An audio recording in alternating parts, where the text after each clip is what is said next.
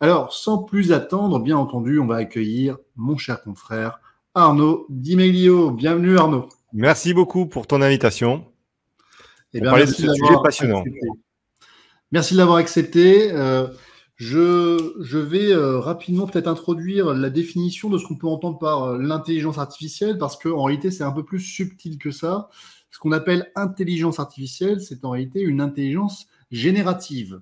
Qu'est-ce que ça signifie? Ça veut dire qu'on va pouvoir avoir une discussion avec une intelligence qui n'est pas humaine, donc elle est artificielle, et elle va, on va dire, par une suite de mots plausibles, apporter des réponses. Si bien que, en réalité, aujourd'hui, la version qui existe de ChatGPT et notamment d'un certain nombre d'intelligences artificielles sont parfois assez hasardeuses, si bien que, on le sait, on a eu cet épisode un peu incongru où un avocat américain du barreau de New York avait fait rédiger des conclusions par ChatGPT et avait cité à plusieurs reprises des jurisprudences qui n'existaient pas. Bon, c'est aujourd'hui les limites de ChatGPT, mais vous le comprenez, à la date à laquelle on fait cette émission, ChatGPT va encore progresser et les derniers progrès qui ont été faits démontrent bien qu'un grand nombre de nos professions pourraient peut-être aujourd'hui être complètement révolutionnées par l'intelligence artificielle. Ce propos prélogomène étant fait, je vous invite bien entendu à vous abonner à la chaîne, à partager autour de vous et à diffuser cette information parce que ChatGPT, véritablement, risque de porter atteinte à nos libertés fondamentales. Et c'est la raison pour laquelle, avec Arnaud, ce soir, on va essayer de décortiquer un peu tout ça. Arnaud, j'ai déjà assez parlé, je te laisse la parole. Par quoi souhaiterais-tu commencer ? Merci, tout à fait. Je pense par la définition justement de l'intelligence artificielle, parce qu'on voit qu'on n'a toujours pas une définition arrêtée de l'intelligence artificielle, que celle-là est en cours de discussion au niveau de l'Union européenne, qui prépare donc un règlement européen. Et actuellement, donc, on a en fait trois définitions de l'intelligence artificielle. Celle qui est donnée par la Commission européenne en avril 2021, celle qui a été donnée par le Conseil européen en décembre 2022 et celle qui vient d'être donnée par le Parlement européen le 14 juin 2023. Donc, Commission européenne, Conseil européen, Parlement européen ont donné chacun un petit peu leur définition de l'IA. Mais bon, je ne vais pas rentrer dans les détails. C'est simplement pour dire que le texte sur le règlement IA est encore en cours de discussion et qu'il a besoin d'être affiné. Mais comme tu l'as rappelé, la fonction du système d'intelligence artificielle, c'est de générer des résultats et le Parlement européen rajoute que ce système fonctionne avec différents niveaux d'autonomie. Donc, on a une définition qui est très technique et donc je ne rentrerai pas dans les détails. C'est vrai qu'aujourd'hui, avec ChatGPT, on arrive tous à visualiser à quoi ressemble l'intelligence artificielle qui génère donc des contenus. Et donc, ça nous permet plus facilement de l'appréhender et de comprendre sa portée. Ce qui m'intéressait sur ce sujet, c'était par rapport à la réglementation, de se poser la question si il existe ou non déjà une réglementation. Parce que moi, ce qui m'a un peu surpris, c'est d'entendre les médias nous dire il faut absolument faire un règlement sur l'IA parce qu'on est dans un vide juridique.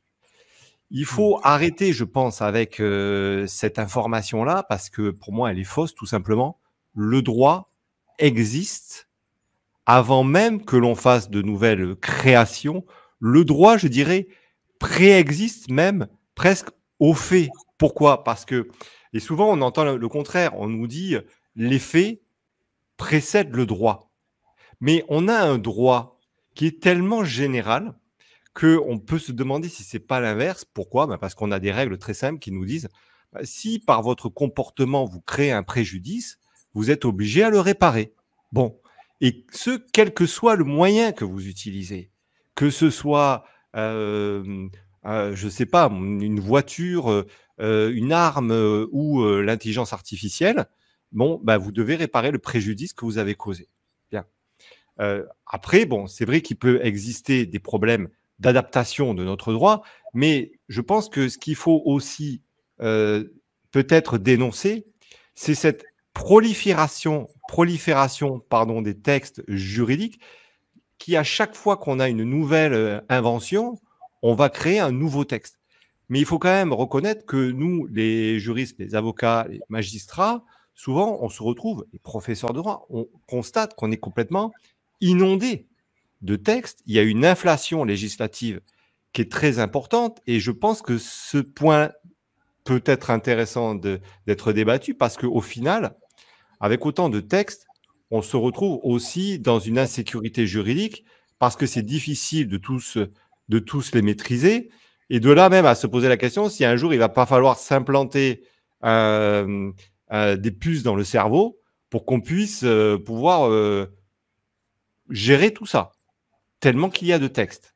Oui, parce que nul n'est censé ignorer la loi, mais si même les spécialistes du domaine comme toi n'est pas toujours à jour de la dernière jurisprudence ou du dernier règlement qui est passé, on peut s'interroger si monsieur et madame tout le monde seraient en mesure d'appréhender les besoins de la vie de tous les jours. Parce que l'IA, qu'on le veuille ou non, ça va devenir une réalité du quotidien de monsieur et madame tout le monde.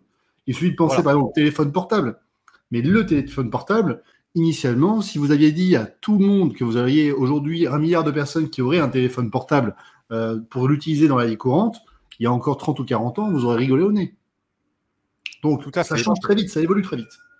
Ça évolue très vite, mais bon, c'est pas parce qu'à chaque fois on va faire une invention qu'il va falloir pondre une réglementation, parce qu'au final, on se retrouve noyé sous la réglementation.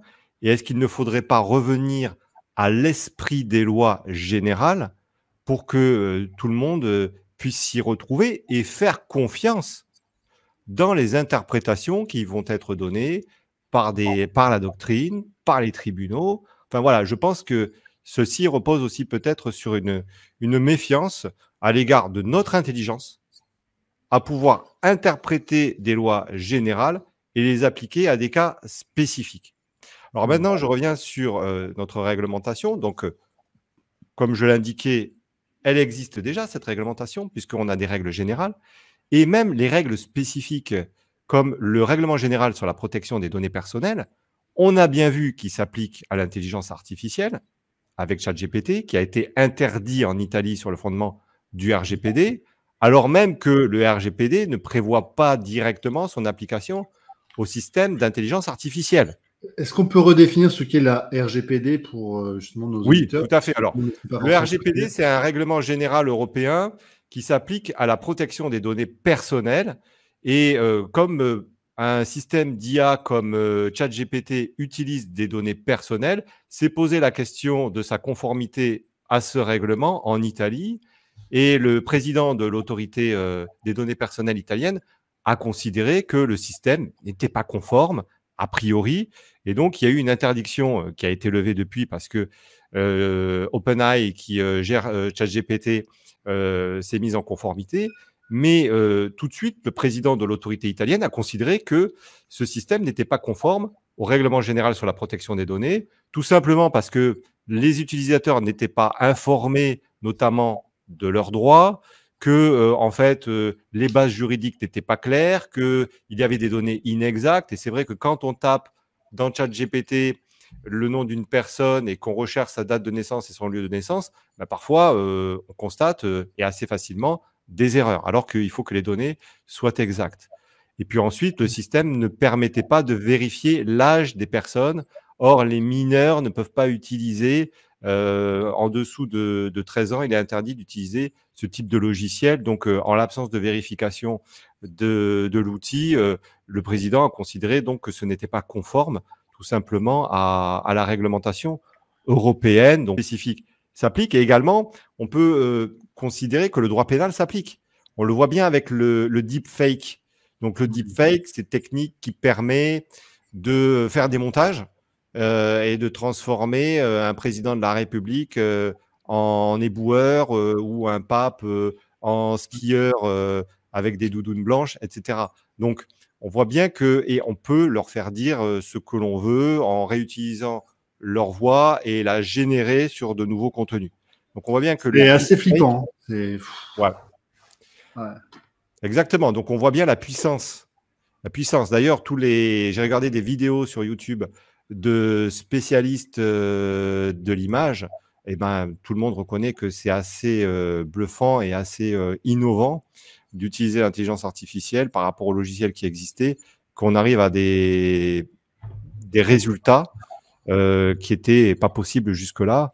Donc, le deepfake, c'est vrai que on va pouvoir également lui appliquer le droit pénal avec les infractions de montage qui existent dans le code pénal et également d'usurpation d'identité. Donc là, pareil, on n'a pas besoin de créer de nouveaux textes.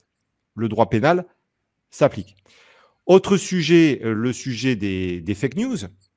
Alors, ceux qui ont utilisé ChatGPT ont pu facilement constater qu'en fait, on arrivait à créer très facilement des contenus complètement erronés, ce qu'on appelle des hallucinations.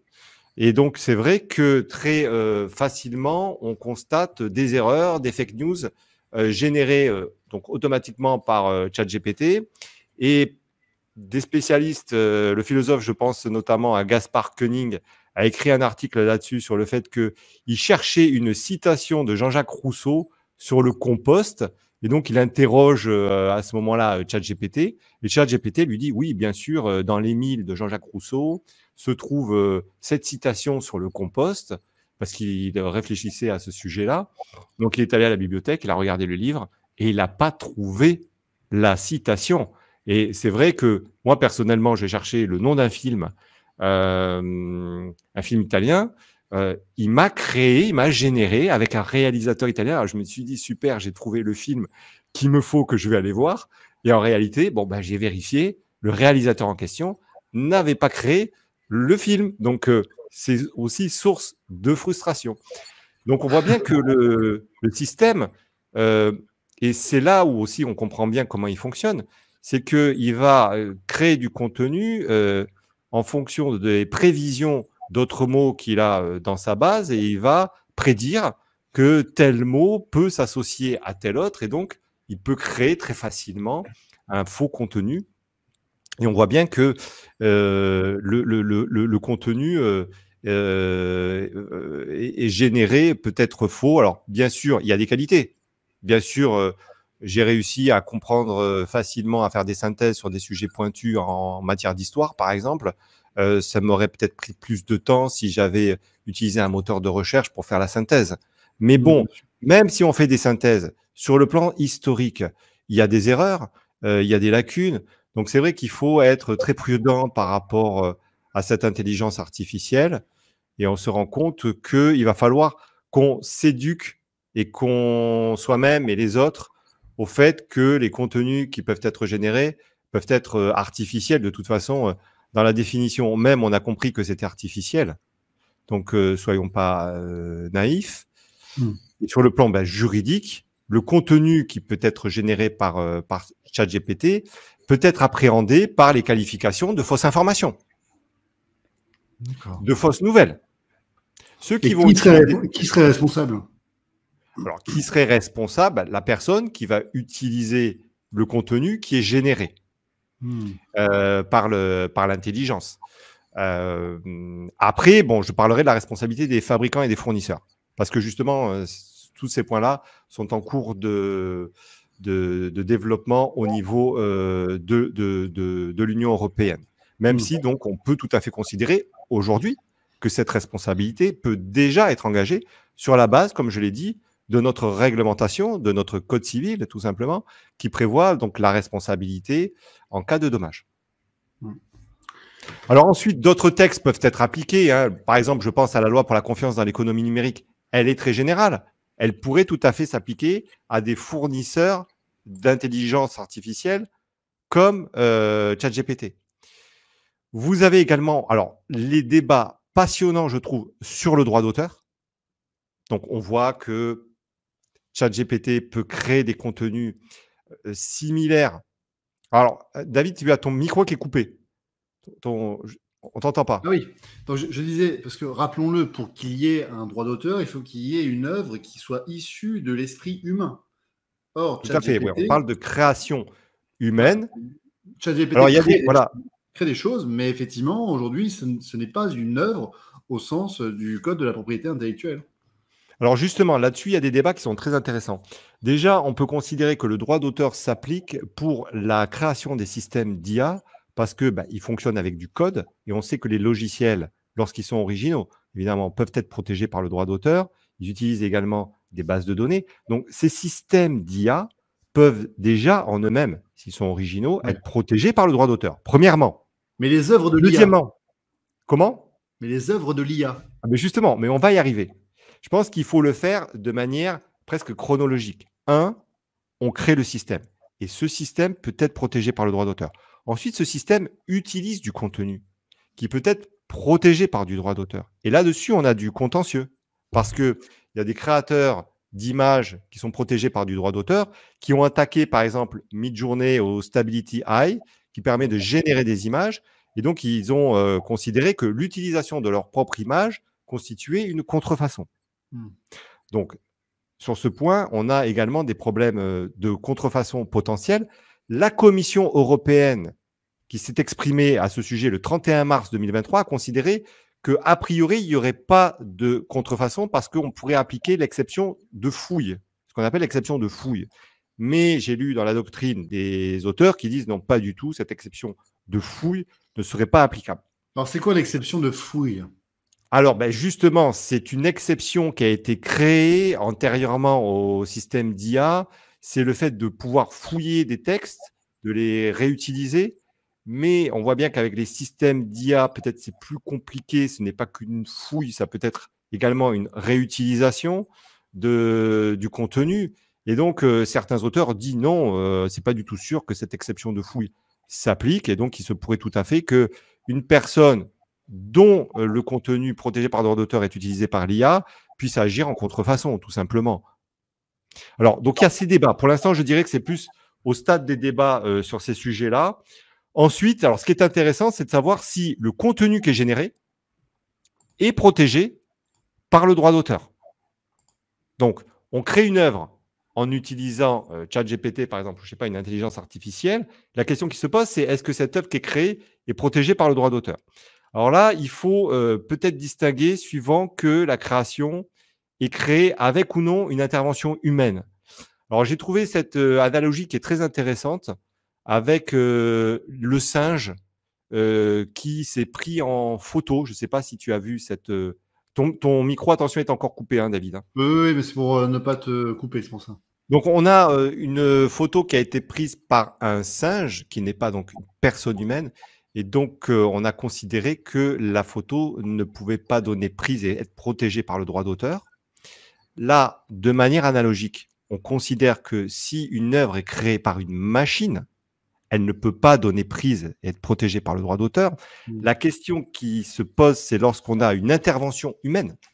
Une intervention humaine, donc des personnes qui vont donner du contenu qui est protégé, par exemple, par du droit d'auteur, pour générer du contenu artificiellement. Alors, c'est l'affaire, il y a une affaire déjà à ce sujet, c'est l'affaire Zaria of the Dawn aux États-Unis. Le Copyright Office a statué pour savoir si un auteur qui communique du texte à l'IA avec une organisation et une mise en page et qui génère avec cela une bande dessinée, parce que par exemple, on utilise Midjourney pour créer des images avec du simple texte. Donc, si on utilise le texte avec Midjourney, on peut générer des images. Bon. Donc, exactement, là, on voit bien. Pour montrer le selfie du singe. Là, vous le voyez apparaître sur votre écran. Ouais, bien, donc, voilà, c'est le fameux selfie qui a été pris en 2016. Voilà, je voulais vous le montrer parce que tout le monde, j'avais des questions en commentaire qui étaient posées. Et effectivement, je trouvais que c'était intéressant de le montrer. Voilà.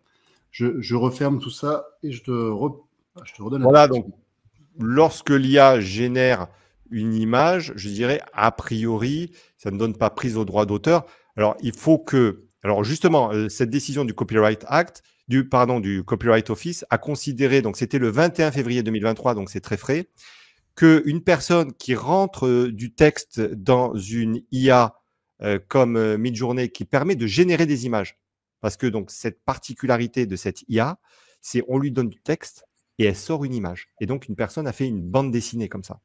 Ben, on a considéré que les textes, la mise en scène, la mise en page de la BD pouvaient être protégés par le droit d'auteur, mais pas les images. Donc, ça, c'est la position du Copyright Office le 21 février 2023. Donc, c'est intéressant. C'est que finalement, on considère que ce qui est créé par la machine n'est pas protégé par le droit d'auteur. Même si un humain va alimenter le système avec ses propres créations écrites, lesquelles peuvent être protégées par le droit d'auteur. Voilà, donc ça, c'est un des aspects supplémentaires sur l'application du droit d'auteur. On a aussi toutes les questions qui concernent la réutilisation de contenu généré par droit d'auteur. Alors, en contrepoint, je dirais, c'est qu'en Chine, une décision a été rendue pour considérer qu'une IA qui avait créé du contenu était protégée par le droit d'auteur. Donc, c'est le tribunal populaire chinois de Shenzhen qui a rendu une décision en décembre 2019 dans l'affaire Tencent Robot Dreamwriter. Et en fait, une entreprise avait créé un rapport financier rédigé par une IA avec participation de son équipe et l'avait mis sur son site internet. Et ce contenu avait été réutilisé par une entreprise.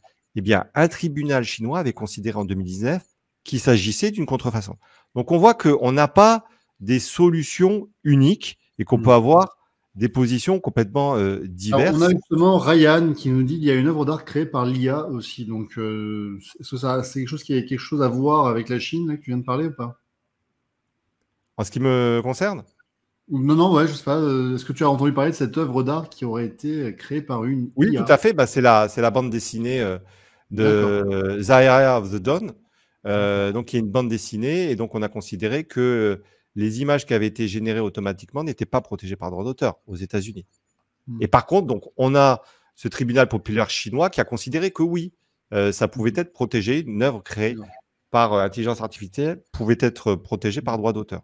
Donc, on voit qu'on n'a pas encore… C'est la Chine, c'est un autre État, c'est un autre droit, mais en tout cas, en France, ça ne rentrerait pas. Pour l'instant, voilà, exactement. Alors, en France, on n'a pas encore de décision, je dirais. Là, on se base sur les décisions surtout américaines. Donc, pour l'instant, on a… Et là, c'est ça qui est intéressant, c'est que c'est vrai que pour ces questions relatives au droit d'auteur, on a des problèmes d'adaptation de notre droit. C'est pas évident. Autant pour les questions de montage, d'usurpation d'identité, on peut l'appliquer assez facilement. Mais là, c'est plus compliqué, je dirais. Pour le brevet, donc on a des décisions en matière de brevet. Il y a eu une affaire, l'affaire Stephen Taylor et son système d'IA d'Abus. Donc, cette personne a demandé à l'OEB, donc l'Office européen des brevets, si son système d'intelligence artificielle pouvait avoir la qualité d'inventeur. Donc, il a fait sa déclaration pour bénéficier de son brevet. Il a dit, moi, l'inventeur, c'est pas moi, c'est mon système. Et donc, il a désigné son système comme inventeur. Et donc, l'OEB l'a rejeté. Il y a eu un recours et la Chambre des recours, le 5 juillet 2022, a considéré que l'inventeur ne peut pas être un système d'IA. Il faut que ce soit une personne humaine. Bon, ça rejoint la position française. Exactement. Donc, on voit bien, en matière de droit d'auteur, tout à fait, plutôt américaine. Donc, on voit bien que là, la tendance, je dirais, c'est de dire quelque chose qui crée droit d'auteur ou invention ne peut pas bénéficier la qualité d'auteur, d'œuvre ou d'invention. Voilà, donc il y a une tendance, un peu une cohérence, je dirais. Et c'est pareil, donc, cette décision qui a été rendue au niveau européen, on la retrouve aux États-Unis et au Royaume-Uni, ils ont des décisions qui sont similaires. Par contre, on a des décisions contraires en Afrique du Sud et en Australie, où on a reconnu la qualité d'inventeur à des systèmes d'intelligence artificielle. Donc, on voit qu'au niveau mondial, il y a des divergences quand même de position. Parfait. Donc, maintenant, je propose qu'on parle du règlement en cours d'élaboration au niveau européen, donc l'IA Act, Intelligence Act. Donc, c'est ce que tu disais tout à l'heure. En fait, on a déjà des règles de droit qui s'appliquent, mais au niveau européen, on a une tendance, dès qu'il y a quelque chose de nouveau, à faire des règles spécifiques à cette nouveauté. C'est un peu ça, si je comprends bien. Voilà, tout à fait. Donc, on voit bien que des règles, là, sont en cours d'élaboration par rapport à ces nouveaux systèmes. Mais bon, c'est vrai que ces systèmes peuvent avoir un impact tellement important. Ce n'est pas n'importe quel système qui est créé aussi, il faut le dire. Ce n'est pas n'importe quelle innovation.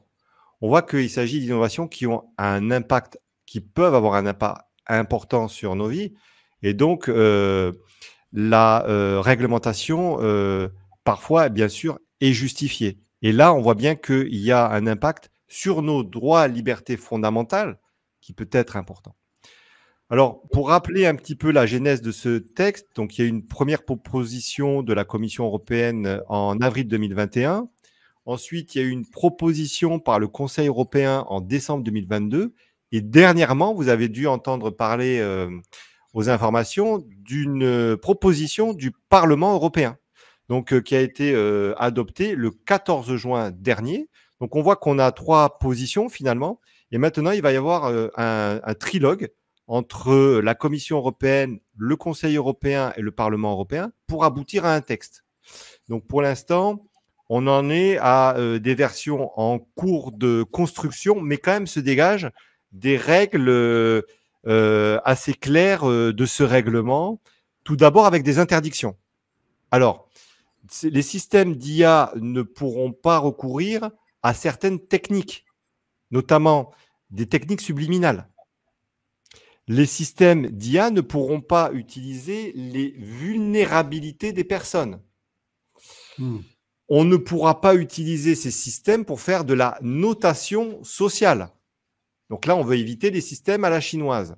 Ou bien, les systèmes sont aussi interdits, les systèmes d'identification biométrique à distance en temps réel dans les espaces publics. À des fins répressives, nous dit la Commission européenne, que le Parlement européen a fait évoluer cette position et il faut dans tous les cas une autorisation judiciaire ou administrative. Donc voilà le premier volet de cette réglementation. On a d'abord des interdictions. Ensuite, on a des règles qui concernent les systèmes d'IA à haut risque. Qu'est-ce qu'on entend par système d'IA à haut risque? Ce sont les systèmes qui présentent un risque important de préjudice pour la santé, la sécurité ou les droits fondamentaux des personnes physiques ou à l'environnement.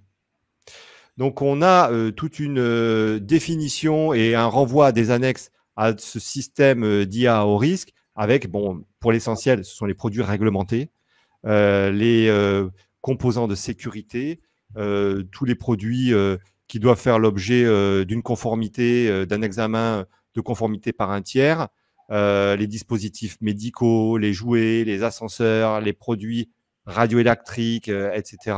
Donc, tous ces produits réglementés, on considère qu'ils constituent des IA à haut risque. Et donc, il faut également, vous avez un renvoi dans une annexe à tout ce qui est identification biométrique. Donc là, il s'agit également de systèmes à haut risque. Tout ce qui concerne les infrastructures critiques comme trafic routier et énergie, l'éducation et la formation, donc les systèmes qui sont en lien avec l'éducation et la formation, pareil. Ce qui concerne le recrutement, les services publics, les autorités répressives, dans le domaine des migrations et, enfin, la justice et la démocratie. Donc, on considère que les systèmes d'IA qui vont s'appliquer à la justice et à la démocratie constituent des systèmes d'IA à haut risque. Et ce point-là, il est important pour nous dans notre activité. Donc, on sait que demain, si on risque de se faire concurrencer par des IA dans notre domaine, eh ben, il y aura des règles à respecter fortes, puisqu'on considère qu'il s'agit d'IA à haut risque. Alors ensuite, on trouve dans cette réglementation, après donc cette définition des IA à haut risque, des obligations. C'est-à-dire que ceux qui vont fournir ces IA vont avoir toute une série d'obligations à respecter. Vous avez des déclarations UE de conformité à faire, c'est-à-dire que vous devez déclarer tout simplement que vous êtes conforme à la réglementation, avec un marquage CE. Vous devez enregistrer votre système dans une base de données publique pour qu'on puisse en avoir connaissance. Vous devez mettre en place un système de gestion des risques et de la qualité des résultats qui vont être générés. Également, vous devez établir un contrôle de la qualité des données et de la gouvernance des données pour éviter les biais et les erreurs. Donc, on a quand même une réglementation qui vient exiger une qualité des données et de la gouvernance des données. Donc, ça, c'est important. Également, il faut mettre en place des mesures correctives si jamais on constate qu'il y a des erreurs, avec aussi des obligations d'information des autorités en cas de risque. Vous devez également notifier les incidents graves en cas de dysfonctionnement, détenir une documentation technique, tenir un journal, comme les hébergeurs qui ont des journaux pour constater l'utilisation des serveurs. Ben là, pareil, les systèmes d'IA doivent avoir un système de journaux avec des enregistrements automatiques d'événements. Les utilisateurs doivent pouvoir bénéficier aussi d'une notice d'utilisation. Donc ça, c'est pour que l'IA soit transparente, qu'on sache comment elle fonctionne. Toujours un contrôle humain, c'est-à-dire qu'il faudra que ces systèmes à IA à haut risque puissent être contrôlés toujours par un humain. Et puis des obligations d'exactitude, de robustesse, de cybersécurité. Il faudra que les systèmes qui sont implantés à l'étranger désignent un mandataire dans l'Union et qu'il y ait un système de surveillance après commercialisation. Donc on voit qu'il y a beaucoup d'obligations qui vont beaucoup de règles, beaucoup de contraintes. Comment ? Beaucoup de règles et beaucoup de contraintes. Voilà, il y a beaucoup de règles qui sont créées pour les fournisseurs, même à l'étranger. C'est ça qui est important de bien comprendre. C'est-à-dire que les fournisseurs d'IA qui sont établis à l'étranger seront soumis à la réglementation européenne à partir du moment où on peut les utiliser en Europe ou que ça génère des résultats en Europe, etc. Les obligations, elles pèsent non seulement sur les fournisseurs, mais également sur les importateurs, sur les distributeurs, même sur les utilisateurs des IA. Donc, on voit que là, l'Union européenne a prévu de manière large cette réglementation pour toucher tous les acteurs de ces systèmes d'IA, avec des obligations également en matière de transparence, c'est-à-dire que lorsque l'IA va pouvoir interagir avec des personnes physiques, comme c'est le cas pour ChatGPT, il faudra que les personnes soient informées qu'elles sont en présence d'une IA. Donc ça, c'est important. Est-ce que c'est réaliste, tout ça ? En tout cas, oui, regarde, en matière de transparence, c'est pas compliqué quand même d'informer les personnes qu'elles vont utiliser un système d'intelligence artificielle. Ou bien on est en présence d'un deepfake. Bon, il va falloir que le fabricant explicitement indique qu'il s'agit d'images générées par intelligence artificielle. Bon, je ne sais pas s'ils vont réussir techniquement, mais bon, moi, ça me paraît pas quand même très difficile. Après, de toute façon, ces obligations, elles sont à la mesure de l'impact que ces IA à haut risque peuvent avoir sur nos libertés. Donc, est-ce que c'est réaliste ? Oui, elles sont réalisables. Non, on peut dire qu'on va faire toutes les interdictions et encadrements possibles. Si à la fin, c'est pas appliqué, je veux dire, faisons un parallèle avec les restrictions sanitaires. Je veux dire, il existe quand même un panel de textes qui aurait normalement dû interdire, pour ne pas dire la majorité, voire la totalité des mesures qui ont été prises, et pourtant elles ont été prises. C'est pas qu'une question de règles, c'est une question de volonté politique aussi. Et ma crainte, c'est de me dire, on peut, avec des grands principes, dire attention, vous inquiétez pas, on va encadrer, on va limiter, ça va être propre, ça va être vraiment bien. Mais dans la réalité, quand on va être confronté à l'IA, quand on va voir les économies d'échelle que ça peut entraîner pour des énormes industriels, est-ce que tu ne penses pas qu'il y aurait des lobbyistes qui feraient en sorte que justement ces restrictions, ces limitations, elles sautent ? C'est ça mon inquiétude. De toute façon, on sait déjà. Alors, plusieurs observations. On sait déjà qu'au niveau de l'Union européenne, les lobbyistes sont très présents et on le voit régulièrement au travers des textes. Ensuite, ce que je voudrais dire, c'est pas parce qu'une réglementation va être adoptée qu'elle va être respectée. On le voit bien avec les GAFA qui, pour certains, ne respectent pas notre réglementation. Tout à fait. Et ensuite, je veux dire, une réglementation, on peut toujours la violer. Et donc, moi, mes craintes, elles sont plutôt à ce niveau-là. C'est-à-dire qu'on aura beau créer tous les textes que l'on veut, on ne pourra pas empêcher un fou de créer un système d'IA extrêmement dangereux pour la planète et de ne pas respecter les lois. Je veux dire, c'est pas parce qu'on crée des lois aussi qu'on est protégé à 100%.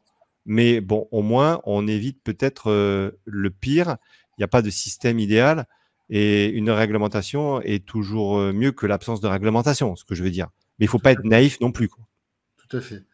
Alors, je vous invite bien entendu à poser vos questions, les pouces, les commentaires, poser bien entendu, partager autour de vous. C'est important ce qu'on est en train de parler ce soir. Maître Di Miglio nous fait le plaisir et l'honneur d'être ce soir avec nous et je pense que vous l'avez constaté, il a bossé son sujet. Donc, il sait de quoi il parle et ça fait plaisir parce que même moi, j'apprends énormément de choses et j'espère que vous aussi, parce que ChatGPT, encore une fois, on en a parlé il n'y a pas très longtemps, Arnaud, on était tous les deux à un pot avec des avocats et je t'ai dit quoi? Je t'ai dit, je discute avec de jeunes collaboratrices qui viennent d'arriver dans la profession et quand je leur ai parlé du mot ChatGPT, elles ne savaient pas du tout de quoi on parlait.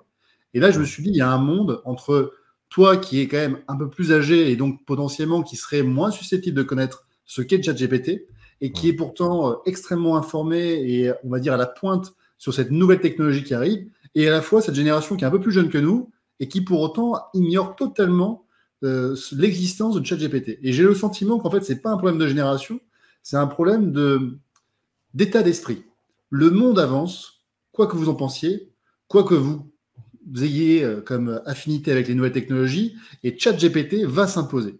Les intelligences artificielles ou génératives vont s'imposer dans nos vies, quoi qu'on en pense. Donc la question, c'est est-ce qu'on voit passer le train en marche ou est-ce qu'au contraire, on suit effectivement l'évolution de la société et on essaie de l'accompagner pour justement éviter ces dérives. Je l'avais mis dans la description de la vidéo.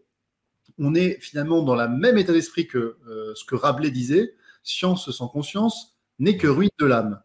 L'IA, c'est un peu pareil.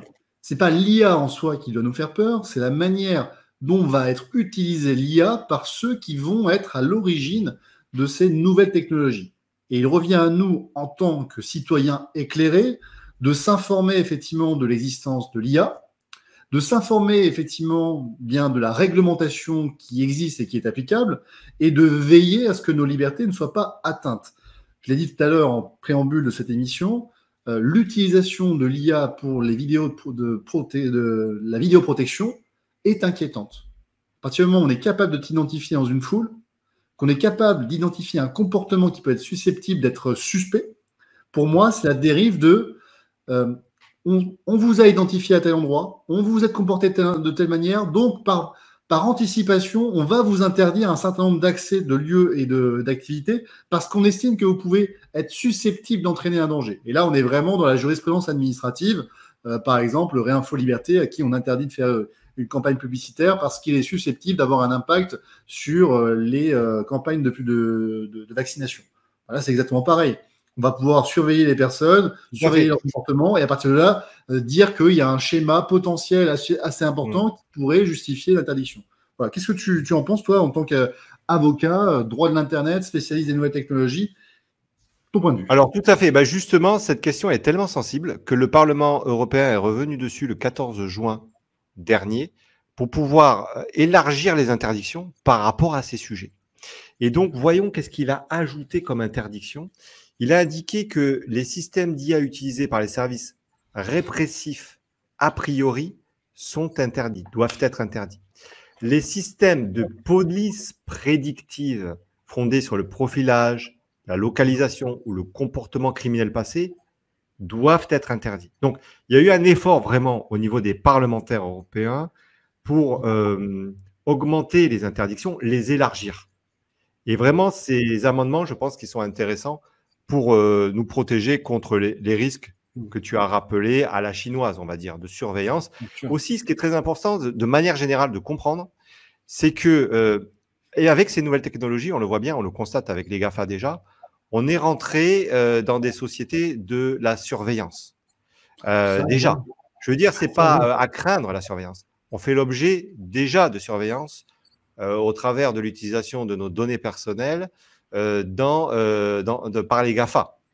Et ce qui est très important de comprendre, c'est que se sentir surveillé, c'est déjà en soi, surveiller quelqu'un, c'est déjà en soi commettre une infraction, c'est porter atteinte à sa vie privée, à sa tranquillité. En fait, ce qu'il faut bien comprendre, c'est qu'on a un droit à la tranquillité qui découle de notre droit à la vie privée, du droit à être protégé dans nos données personnelles. Et donc ça, il faut vraiment le défendre, ce droit à la tranquillité, parce que moi, je le constate déjà, je travaille depuis 20 ans sur les nouvelles technologies et j'ai vu avec le développement des GAFA que les GAFA ont multiplié les moyens de nous surveiller. Et donc, j'ai dû utiliser dans mes contentieux comme fondement ce que j'appelle le droit à la tranquillité. Laissez-nous tranquilles.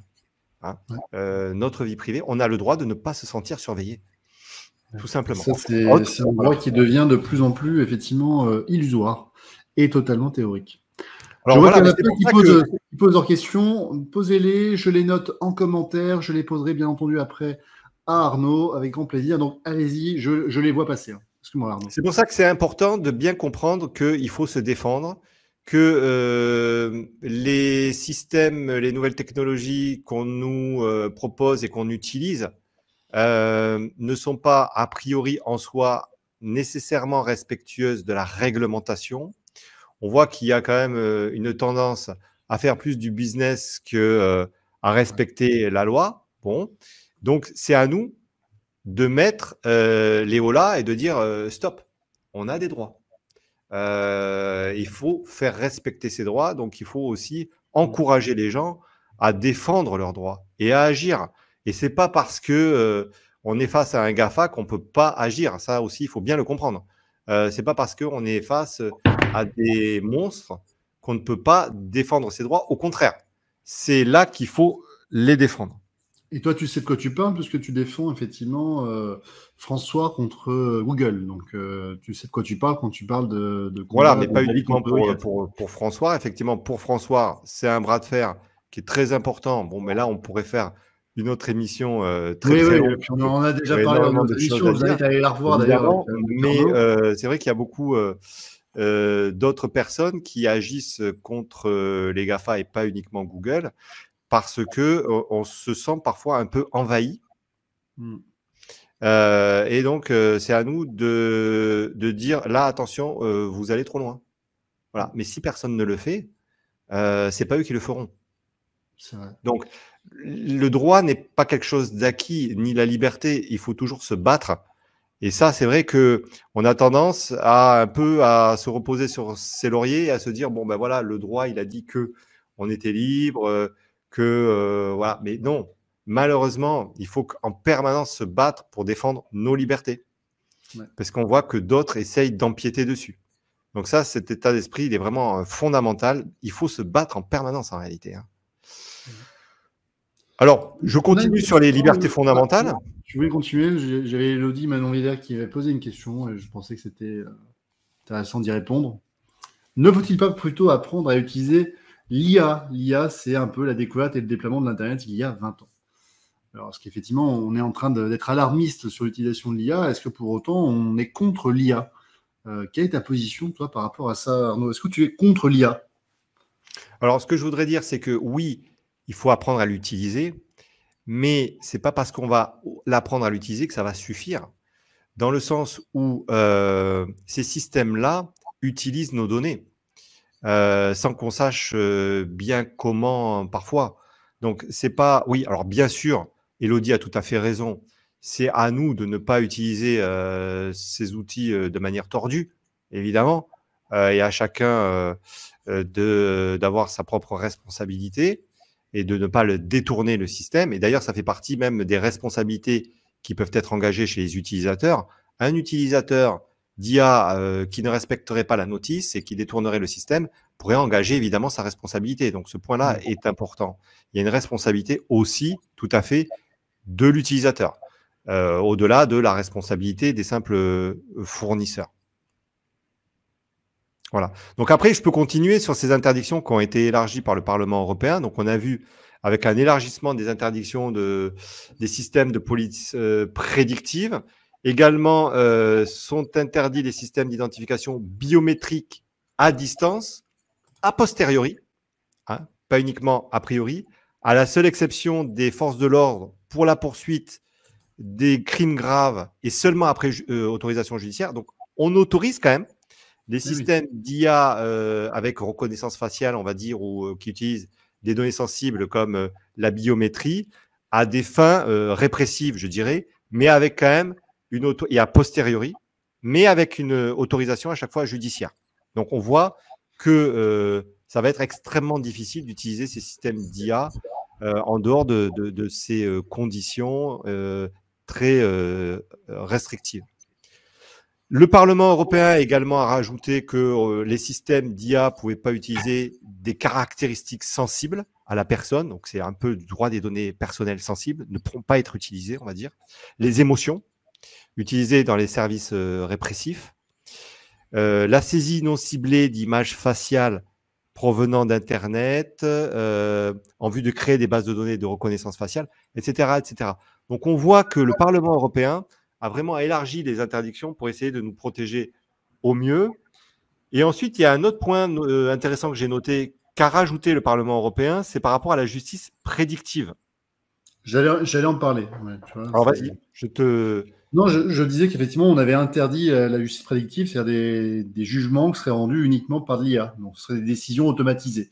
Et moi, j'avais dit, quelle ne sera pas la tentation du ministère de la Justice d'éviter de recruter une armada de contractuels ou de magistrats s'il avait la possibilité de pouvoir traiter des contentieux de masse avec des décisions automatisées et avec un juge qui viendrait pour la forme signer et finalement rendre une décision qui ne serait pas qualifiée comme étant une décision prédictive et automatisée d'un logiciel d'IA.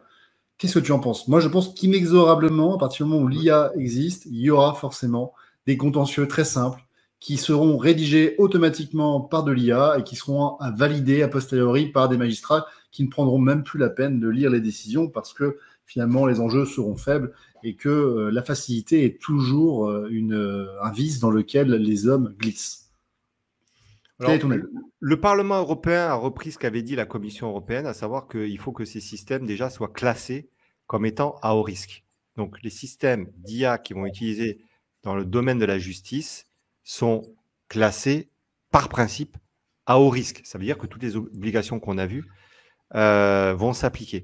Ensuite, le Parlement européen a élargi ce qu'avait prévu la Commission européenne parce que la Commission européenne parlait de justice prédictive utilisée par une autorité judiciaire. Et là, donc, c'est élargi également aux organismes administratifs. Toi qui fais du droit administratif, tu vois qu'on a aussi pensé au droit administratif.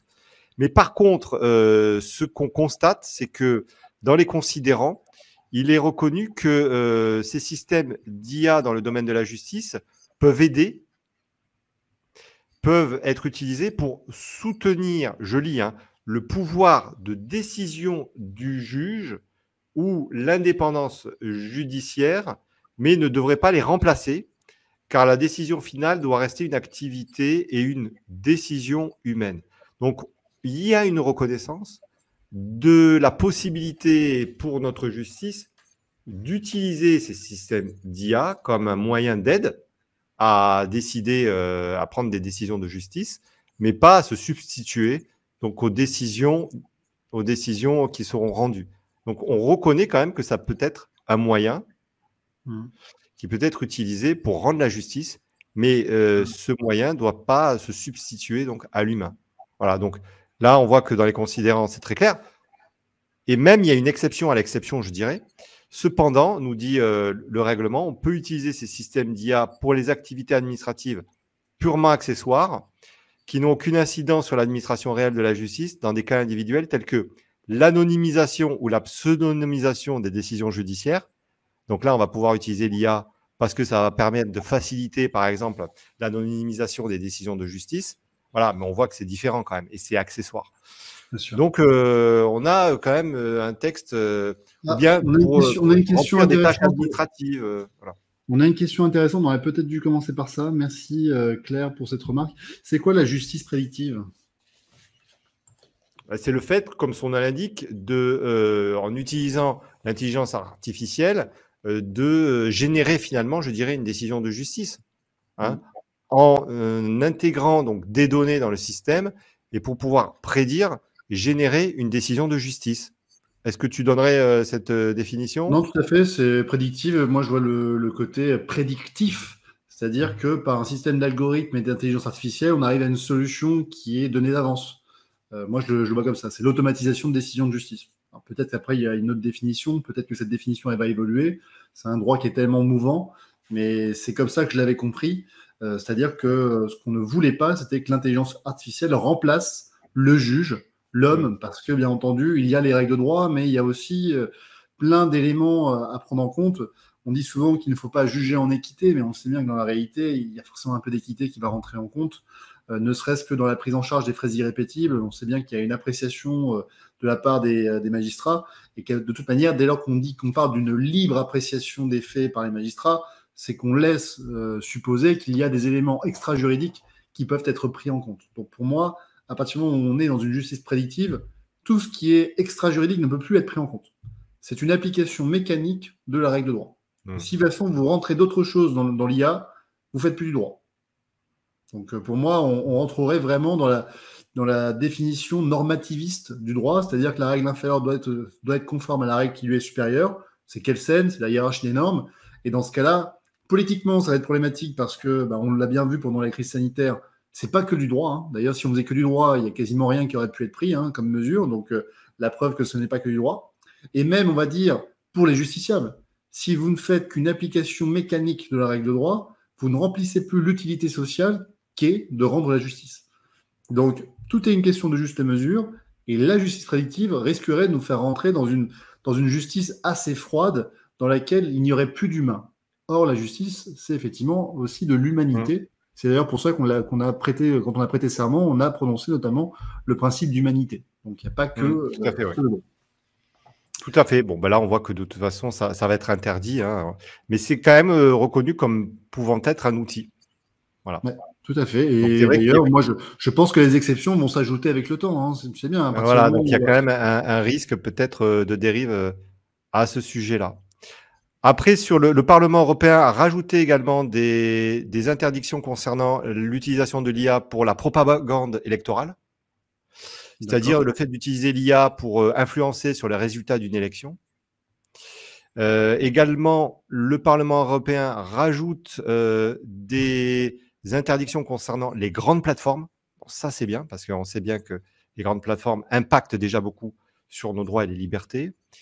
Et puis, on a tout un volet aussi qui concerne des obligations, non plus seulement pour les IA à haut risque, mais pour les systèmes d'IA à usage général, comme ChatGPT. Parce que ChatGPT n'est pas considéré comme une IA à haut risque. ChatGPT, c'est une IA à usage général. Et donc, on a tout un volet du règlement IA qui prévoit donc des obligations pour ce type d'IA. Vous avez des obligations d'évaluer et d'atténuer les risques potentiels pour ces fournisseurs. Il faut également faire un enregistrement dans les bases de données. Vous devez être transparent, donc c'est-à-dire que ChatGPT doit être transparent, doit informer de l'IA du caractère artificiel des résultats. Il faut aussi offrir des garanties contre la génération de contenu illicite. Donc, il va falloir que OpenAI fasse attention et prenne toutes les mesures pour éviter les biais que l'on constate très facilement. Et puis également donc des obligations par rapport à le droit d'auteur avec des résumés détaillés qui doivent être donnés pour que l'on sache quelles sont les œuvres qui sont utilisées et qui génèrent du contenu. Donc, on voit bien que là, on a également un complément de réglementation qui est très intéressant sur l'IA à usage général.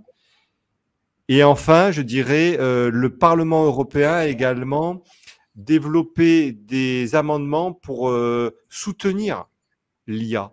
En fait, on a deux tendances dans cette réglementation du Parlement européen. Une tendance à améliorer la protection des individus, mais aussi à ne pas brider l'innovation en soutenant l'innovation avec ce qu'on appelle les bacs à sable réglementaires. Alors, les bacs à sable réglementaires, ils étaient déjà prévus.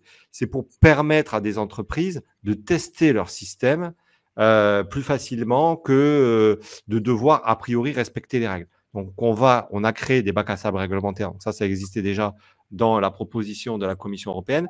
Et le Parlement européen donc, a élargi la possibilité d'utiliser ces bacs à sable réglementaires. Donc, le Parlement européen veille aussi à l'innovation. Et c'est vrai qu'il ne faut pas non plus brider cette innovation. Tu me posais la question si j'étais pour ou contre l'IA. Je suis ni pour ni contre, dans le sens où je pense que ça peut avoir tout à fait des effets négatifs, mais aussi positifs. Donc, on n'est pas là, je ne pense pas, pour l'interdire de manière générale. Hein. Ça va être au cas par cas, en fonction des utilisations qui seront effectuées, puisqu'on sait très bien que l'IA peut avoir aussi des effets bénéfiques. Voilà donc pour cette proposition du Parlement européen. Et il On faut arrive savoir que... à 1 heure d'émission. Voilà, et simplement, je dirais... Est-ce que tu as encore plein d'autres choses à dire? J'avais une petite question à poser pour conclure un peu tout ça. Et, voilà, non, mais moi, j'ai simplement une chose à dire, c'est qu'il y a également en discussion au niveau européen 2 propositions de directives en cours de discussion sur la responsabilité en matière d'IA. C'est-à-dire que dans le règlement européen IA, il n'y a pas de règle de responsabilité en réalité. Enfin, il y a des obligations à respecter, mais avec des sanctions d'ailleurs, il faut le rappeler, qui peuvent être très importantes, de jusqu'à 60 millions d'euros et 6% du chiffre d'affaires annuel, etc. Donc des sanctions administratives qui peuvent être très importantes. Mais donc on n'a pas de système qui permettrait, pour les particuliers par exemple, d'engager la responsabilité de ces fabricants. Eh bien, ce sont d'autres directives qui vont s'en charger. On a une proposition de directive sur la responsabilité du fait des produits défectueux en fait, qui va s'appliquer au système d'IA, et une autre proposition de directive qui prévoit la responsabilité extra-contractuelle, c'est-à-dire délictuelle, pour les fournisseurs d'IA. Et l'esprit de ces directives, c'est d'aider les personnes à agir à l'encontre des fournisseurs d'IA lorsque ils vont créer des dommages pour la sécurité, pour les personnes, et donc pour réparer notre préjudice. En fait, ces propositions prévoient de nous aider en tant qu'utilisateurs de ces systèmes d'IA pour pouvoir engager la responsabilité, si on veut, donc, de ces fournisseurs. C'est ça l'esprit de ces directives. le mot de la fin, Arnaud, avant qu'on coupe. Merci beaucoup pour ton invitation et à bientôt. Au plaisir de discuter sur d'autres sujets, évidemment.